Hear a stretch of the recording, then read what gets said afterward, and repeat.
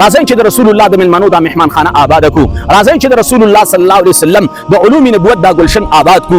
زمي عزت مند راځي چې په شریکه د الله د ملمنو خدمت کو، راځي چې د رسول الله د ملمنو خدمت په شریکه باندې وکړو ان شاء الله العزيز. زمي عزت مند ترسو پورې چې تاسو او زمون ژوندۍ وي اوم به خیر ملاويږي او کو دنیا نه لاړو اوم به مراته ردي خیر را رسي. او زمي عزت مند د تاسو او زمون یقین دی ایمان دی چې رسول الله صلی الله علیه وسلم څه فرمایلی دي هغه حق او سچ دی.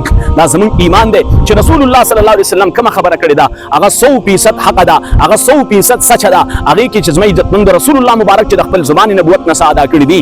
زمي عزت مند کو څوک وای چې زمي عزت مند دا غرب دي نه دي تراشي زمي عزت مند دا او اخذي کې دې چې دا غر اخذي او چې رسول الله مبارک سویل دي هغه کې اس قسمه چې کوم د زمي عزت مند د خوځېدو گنجائش نشته، امکان پکې نشته. رسول الله مبارک حق فرمایلی دي، سچ فرمایلی دي.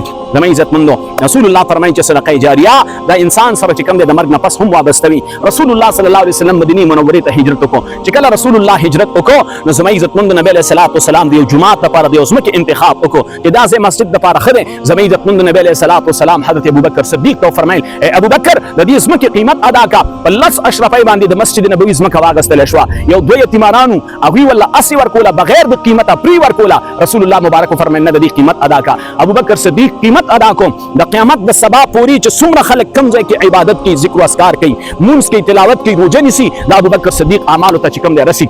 زمي عزت مند عمل نامې ته داغه ثوابونه او خیرونه رسی. راځي عزت مند مسلمانانو دا گلشن دی دا آباد ساتل غواړي، دا آبادول غواړي. د گیر چاپیر اطراف ته تاسو نظر واچوي. زمي عزت مند گیر چاپیر بوټ دي، گیر چاپیر فصلونه دي. په دې گیر چاپیر پټو کې الله د دې انتخاب وکړو د خپل دین د خدمت لپاره او الله دا زه خوښ کو چې دلته به ان شاء الله العزيز زما د دین خدمت کیږي، دلته به قران طالب وي، دلته به رسول الله صلی الله علیه وسلم ملمانوي، دلته به زما ملمانوي ان شاء الله العزيز. زمي عزت مند د الله د ملمنو مهمان خانه تیاریږي. تاسو لمن دعوت درکو چې راځي په دې کې ان شاء الله العزيز ایسه واخلئ او دا زه چې کوم په شریکه باندې آباد کو.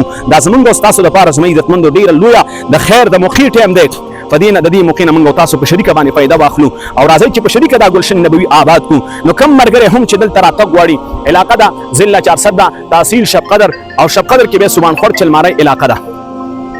عزت مند سبحان خور کې چلماری شب قدر کې او ضلع 400 تحصیل شب قدر سبحان خور چلماری. او زمي عزت مند کو سړی راځي یو سیکړه کرش راوړی شي، یو سیکړه شګر راوړی شي، یو بورې دو بورې سلور بورې پنځه بورې سیمټ راوړی شي، سیخ راوړی شي، خخت راوړی شي. مونږ زمي عزت مند تاسو راتلی شي، دې ځای ته چکر وهلی شي، دا ځای کتلی شي، په خپل سترګو باندې دا لیدلی شي. او دویم نمبر کو زمي عزت مند کو یو مرګری داسې وي چې هغه عزت تعاون کوم او تعاون پیسو په صورت کې درلېږم او چې رالېږي زمي عزت مند 0334 90 92 545 دا نمبر دی 0334 90 92 545 0334 90 92 545. دې سره رحمان الله نوم راځي، ایزي پیسې هم پېشتا، جاز کیش هم پېشتا، یو پیسې هم پېشتا، واتس اپ هم پېشتا، ساده کالم په کول شي.